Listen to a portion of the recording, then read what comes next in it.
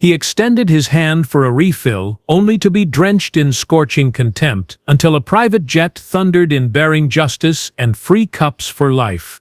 The scent of roasted beans, rich and inviting, promised a brief, quiet solace. Sergeant Major Arthur Art Jenkins, 72 years young, a man whose shoulders still carried the phantom weight of a ruck and the very real ache of decades, shuffled toward the counter. His movements were slow, deliberate, each step a testament to the battles fought and the years endured. The café, a gleaming temple of polished chrome and artisanal wood, hummed with the morning rush, a symphony of gentle chatter and the rhythmic hiss of steaming milk. He clutched his worn coffee cup, the plastic faintly scarred, a loyal companion through countless sunrises. Just a simple refill, he thought, a small comfort in a world that often felt too loud, too fast. His gaze, though softened by age, still held the distant glint of a man who had seen too much, sacrificed too much. A young woman, no older than 20, with vibrant blue streaks woven into her hair and a perpetually bored expression, sauntered to the register. Her name tag, askew and unreadable, seemed to mock the neat rows of pastries behind her. She tapped manicured fingers on the touchscreen, not meeting his gaze. The silence stretched, a brittle cord threatening to snap. Art cleared his throat, a gentle rumble. "Excuse me, ma'am. Could I get a refill on this, please? Just black if you don't mind." He held out the cup, a small gesture of trust and expectation. The air, thick with the aroma of freshly ground coffee, suddenly felt charged, expectant.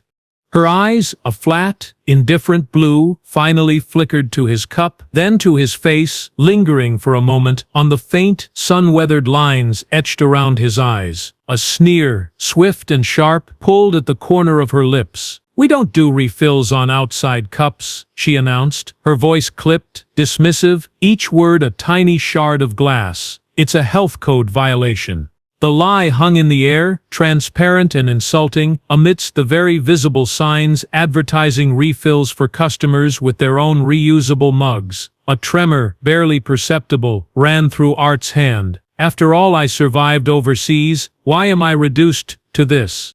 Before we continue with the story, be sure to let us know where you're watching from and what time it is in the comments. We love learning about our viewers. Now let's get back to the story.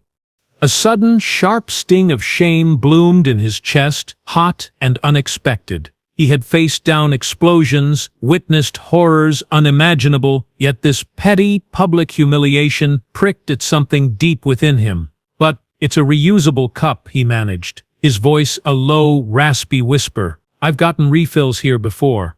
Just yesterday, in fact." He gestured vaguely toward the counter, hoping a shred of memory, a flicker of decency, might stir in her. The metallic click of a phone recording from a nearby table suddenly punctuated the silence, a tiny, ominous sound. She laughed. A thin, mirthless sound that scraped against his ears. "Look, old man, policies change. Buy a new one, or get out of line." Her tone hardened, a subtle shift that turned indifference into open contempt. The coffee machine hissed in the background, a cruel counterpoint to his mounting distress. His jaw tightened. He could feel the eyes of the other customers, a vague weight on his back. Some averted their gazes, embarrassed. Others, he sensed, were simply curious, drawn to the unfolding drama. A flash of anger, unfamiliar in its intensity, ignited within him. Decades of discipline, of holding a steady line under fire, kept his voice level. "Ma'am, I served this country for 40 years. I just want a cup of coffee." He didn't mean it as a plea, but a statement of simple fact, a quiet assertion of his worth, his contribution. He pulled a few crumpled dollars from his pocket, the worn bills a testament to a life lived frugally, honorably. The sweet, nutty aroma of freshly ground beans, once comforting, now seemed to mock him. Her eyes narrowed, the blue streaks in her hair seeming to pulse with indignation. "Oh, so now you're pulling the veteran card?" she spat, her voice rising, drawing more attention. "That doesn't get you special privileges here." Her hand, quick and deliberate, reached for the steaming carafe behind the counter. A collective gasp rippled through the cafe as she lifted it, dark liquid swirling menacingly. The hum of conversation died, replaced by a suffocating silence. Every eye in the room was fixed on them, every breath held. He flinched, instinctively recoiling, but not fast enough. The first splash, scalding hot, hit his face, a searing slap of dark, bitter liquid. A choked cry, half gasp, half grunt, escaped his lips. The sudden shock, the burning pain, jolted him to his core. Coffee streamed down his cheek, dripped from his chin, splattered onto his faded polo shirt, staining the light fabric like a spreading bruise. This can't be happening. The metallic click of another camera phone echoed, closer this time. The cup, still clutched in his trembling hand, slipped from his grasp, clattering against the polished tile floor. It didn't break, but lay there, empty and abandoned, a symbol of his shattered expectations. He stood frozen, one hand pressed to his burning cheek, the other still outstretched, as if reaching for something that had vanished. The smell of hot coffee, now mingled with the acrid scent of shame, filled his nostrils. A low murmur, a collective sigh of indignation, rippled through the stunned patrons. The cup shattered against tile. The initial shock gave way to a throbbing ache that spread across Art's cheek, a physical manifestation of the humiliation searing his soul. His vision blurred for a moment, not from tears, but from the indignity of it all. He could feel the eyes on him, 1,000 silent judgments, 100 whispered condemnations of the barista's cruelty. He heard the sudden, sharp intake of breath from the woman who had been recording, the metallic click of her phone still held aloft, her lens now fixed on the rivulets of coffee staining his shirt, a visual testament to the injustice. This is real. This is happening to me. His shoulders, which had borne so much, now seemed to sag beneath the weight of this fresh public assault. The barista, her face a mask of defiant contempt, stood rigid behind the counter, her chest heaving, the empty carafe still clutched in her hand like a weapon. She seemed almost proud of her outburst, a perverse triumph glinting in her eyes. The silence in the cafe was deafening, a thick, oppressive blanket that smothered the usual morning hum. It was the kind of silence that precedes a storm, charged with unspoken outrage and the fragile tension of a moment teetering on the brink. A child, perched in a high chair at a nearby table, began to whimper, sensing the distress, the shattered peace. Art's hand, still pressed against his stinging cheek, trembled. He felt a phantom warmth spreading down his neck, a phantom echo of the burning liquid. He thought of his comrades, faces etched with the dust of distant lands, men who had stood beside him, unwavering. This was not a battlefield, but the sting was just as real, just as unexpected. He took a slow, shuddering breath, trying to regain some semblance of composure, to anchor himself in the whirlwind of shame and anger. Don't let her see you break. Not now. Then, a low murmur began to spread, a ripple of indignation that grew into a tide. Customers, no longer silent observers, began to stir. A man in a business suit rose from his table, his jaw tight, his eyes fixed on the barista with an icy glare. A woman, clutching a newspaper, pointed a trembling finger at the barista, her lips moving in a silent accusation. The collective outrage, though still unvoiced, was palpable, a growing pressure in the air. The metallic click of camera phones, once isolated, now multiplied, a chorus of tiny metallic snaps as more people began to record. The video, once uploaded, spread with the speed of wildfire, leaping across social media platforms. Angry barista throws coffee at veteran's face. The captions screamed, emblazoned across screens worldwide. Within minutes, the cafe's name, its location, the barista's identifiable features, all became grist for the digital mill. The internet, a voracious beast, consumed the footage, regurgitating it in endless loops of outrage. Comments flooded in, a torrent of disgust and condemnation. Unacceptable, disrespectful, fire her immediately. The digital clamor was a furious roar.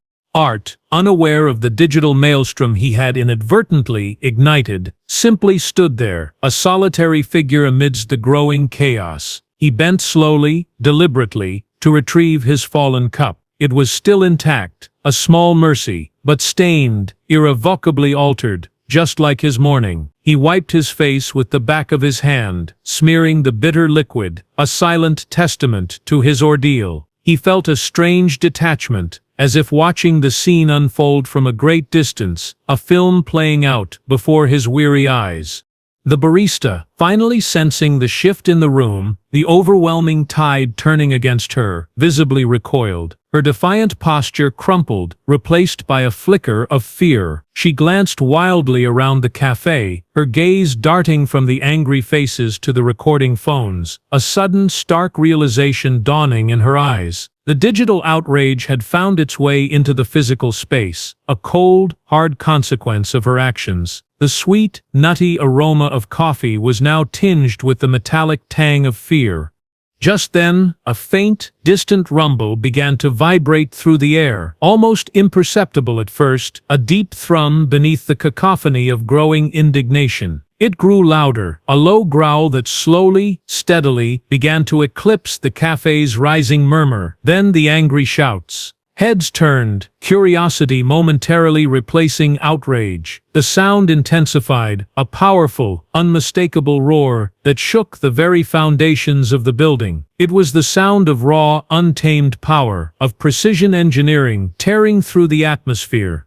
The roar became a thundering presence, echoing in the glass windows of the cafe, rattling the ceramic mugs on the shelves. It was the unmistakable sound of a private jet, descending rapidly, its powerful engines screaming in descent. It wasn't the distant hum of commercial airliners, this was closer, more immediate, a direct presence.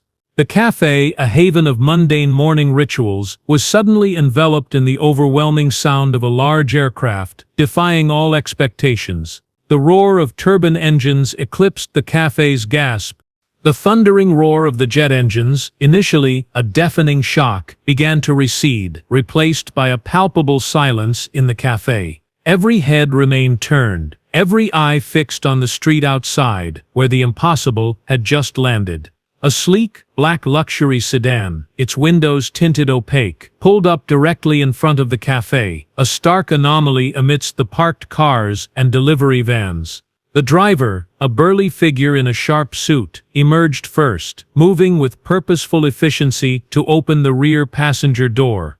The air crackled with a new kind of tension, an unspoken question hanging heavy. What on earth is happening?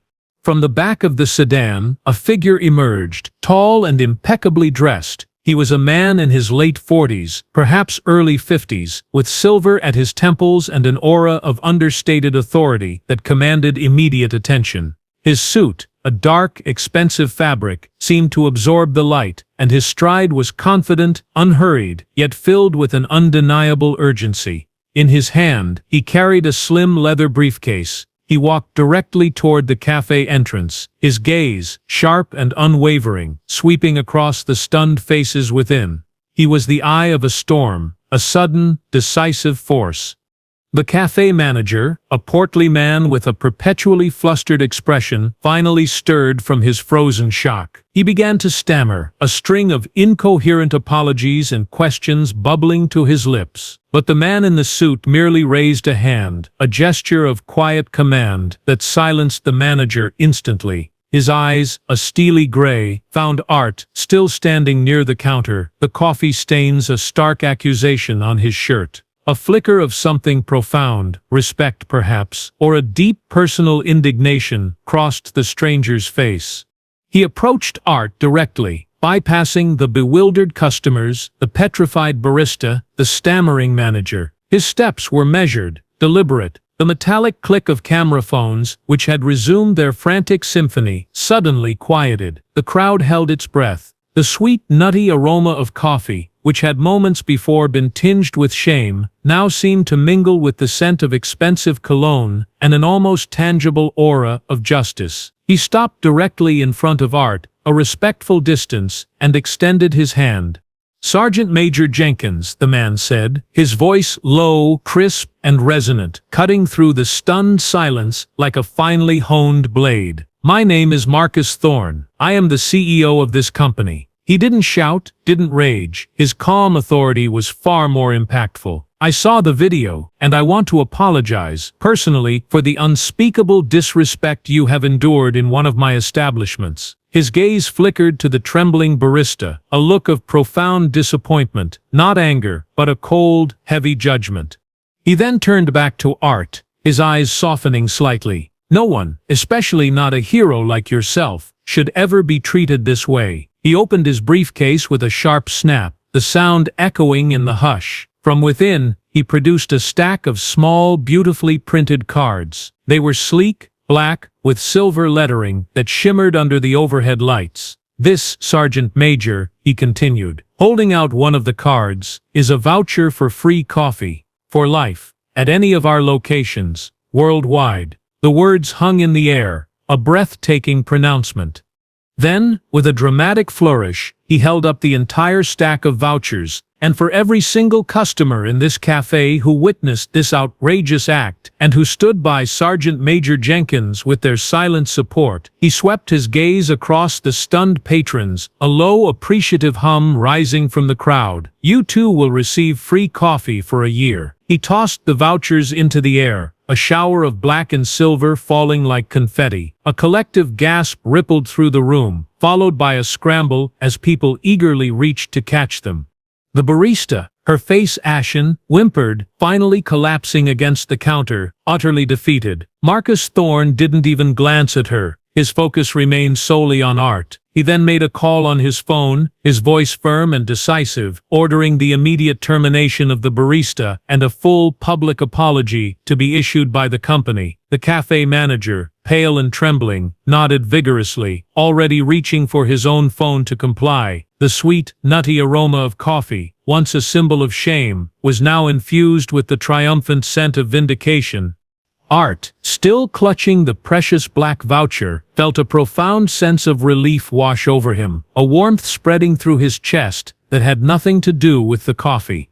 He looked at Marcus Thorne, a man he had never met, who had flown halfway across the country, in minutes to right a wrong. There was no need for words. A simple nod, a gesture steeped in the quiet dignity of a man who had faced down far greater enemies, was all that was necessary. His weathered nod beneath a spotlight of reclaimed dignity,